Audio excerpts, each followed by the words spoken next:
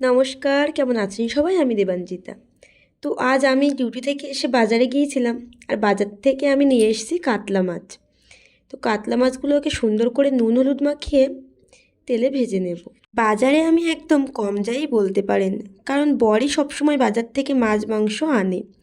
কিন্তু ওর যেহেতু আসতে রাত হয়, সেজন্য আমাকেই বলেছিল বাজার থেকে একটু মাছ নিয়ে আসতে। কড়াইতে তেল গরম করে মাছগুলোকে আমি এপিট ওপিট দুপিট সুন্দর করে লাল লাল করে ভেজে নিচ্ছি। মাছ ভাজতে ভাজতে আমি অন্যদিকে পেঁয়াজ রসুন আলু সবই কেটে রেডি করে নিয়েছি। কড়াইতে শুকনো লঙ্কা আর পাঁচফোড়ন ফোড়নে দিয়ে পেঁয়াজ দিয়ে একটুখানি ভেজে দিয়ে দিচ্ছে আদা রসুনের বাটা। তারপরে কাঁচা লঙ্কা আলু আর টমেটো কুচি দিয়ে সুন্দর করে নুন হলুদ দিয়ে কষিয়ে নেব।